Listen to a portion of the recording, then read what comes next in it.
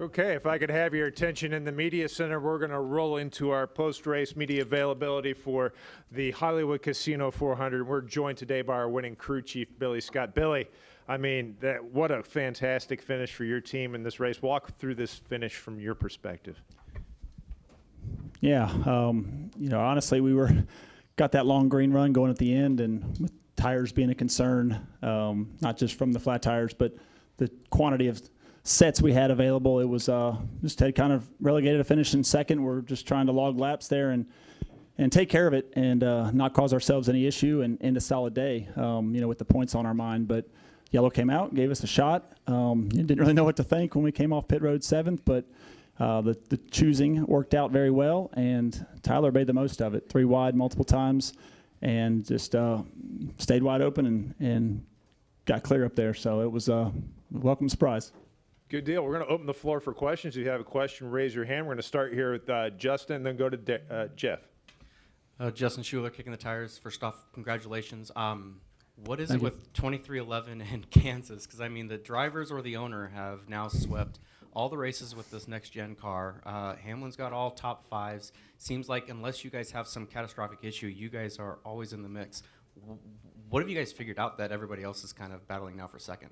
Yeah, no, thank you. First off, we joked last week or so that Tyler was the only driver that sits in our competition debriefs without a win here. So it's only appropriate we got it for him finally. But no, we just had a good package. I mean, in all honesty, the Toyotas on 1.5 miles have been strong for a long time. And, here was, Kurt started that off with driving us in the direction we needed, setup-wise and such. And it's just carried over. And, they've got each other to feed off of. They all, sit there and talk about what makes it work, and got good notes, and just in the end, they're executing. They're comfortable here, and thankfully, it's still working.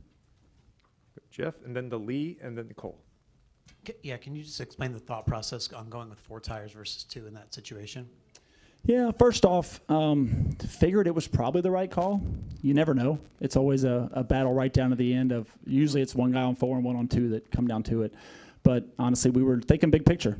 We wanted to go into Bristol with a little bit less concern than maybe most people have that are in the playoffs right now. And we just wanted a solid day, finish it off.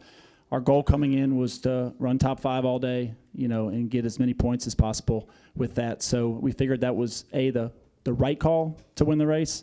Being in second already, we didn't need to gamble. And secondly, we thought it was the safest to make sure we were controlling our own destiny and weren't put in a bad spot by someone else. And thankfully it worked out well.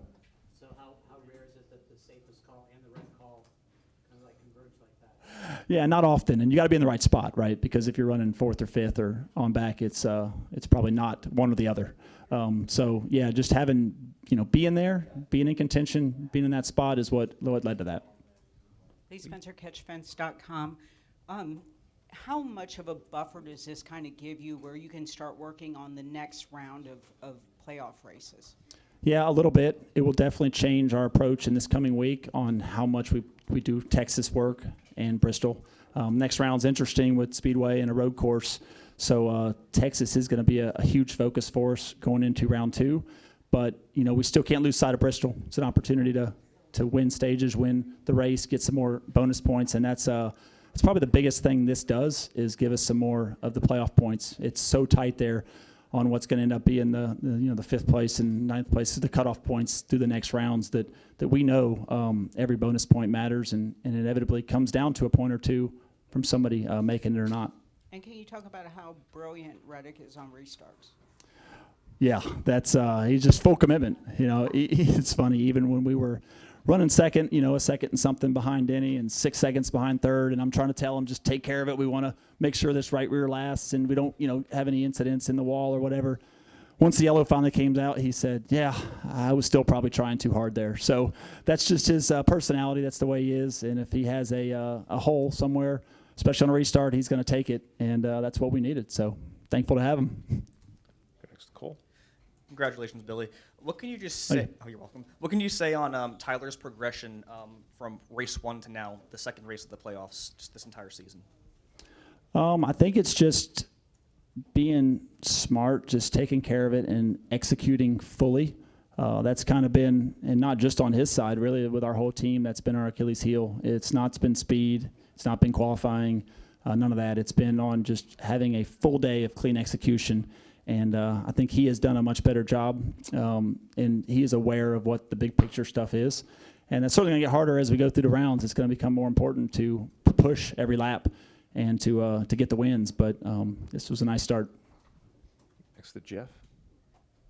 You know, obviously, the regular season that you guys had, where there was so many opportunities where you could have won, and there was mistakes by, you know, a variety of reasons, right? Yep. How have you guys been able to clean it up for these first 2 weeks and have the speed without really overstepping anything and just everybody, you know, sort of being together there? I think the biggest thing is just talking about it. You know, we really are one team, and that's both with our, you know, the 23 and the 45 group. We all work together, but the pit crew, road crew, driver, everybody, we're all in this together. We know we have each other's backs.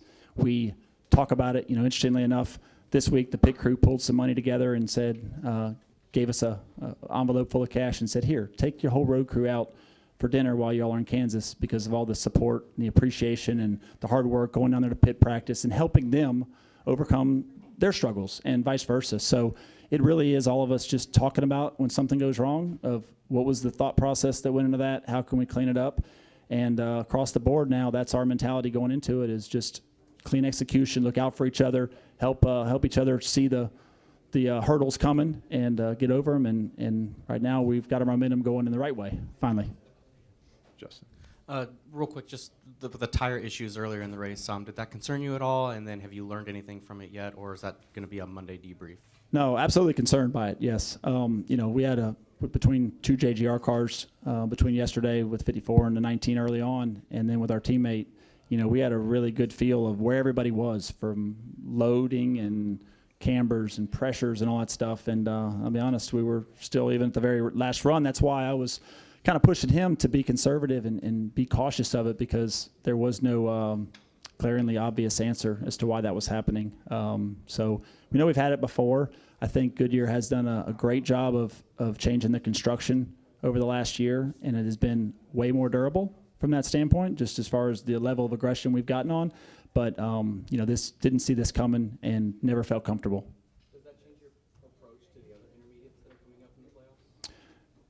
Yeah, maybe so. There's, you know, this tire's common to most of them coming up, so it's I'm going to keep an eye on it. We will, like you said, still this week go back and look at as much information as we can to see if we can learn something else that led to it and try to understand it. But yeah, that's how we operate, though. You know, we know there's places we can be from all those sides of it, all those aspects that are completely safe, but there's speed there, so we're all going to push it. Cool. I love what you were telling Jeff about the team really sticking together and being very close-knit. You got one car in the next round now. Obviously, Bubba didn't have the best day. Do you guys communicate with them and that team? And I guess, if so, how do you wrangle them in and just kind of like boost the morale and help them out from here? Yes, first off, we do communicate a lot. I really know they preach it a lot around here of, you know, when 2311 comes up, of it being one team.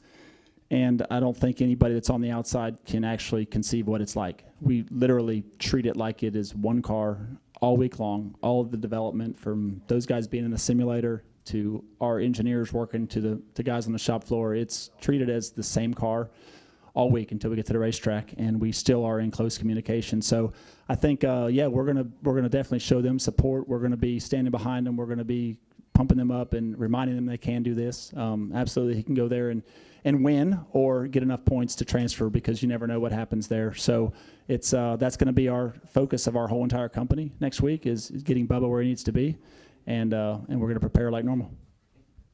Well, Billy, congratulations again on the win. Good luck next week in Bristol and throughout the rest of the playoffs. Okay. Thank you very much.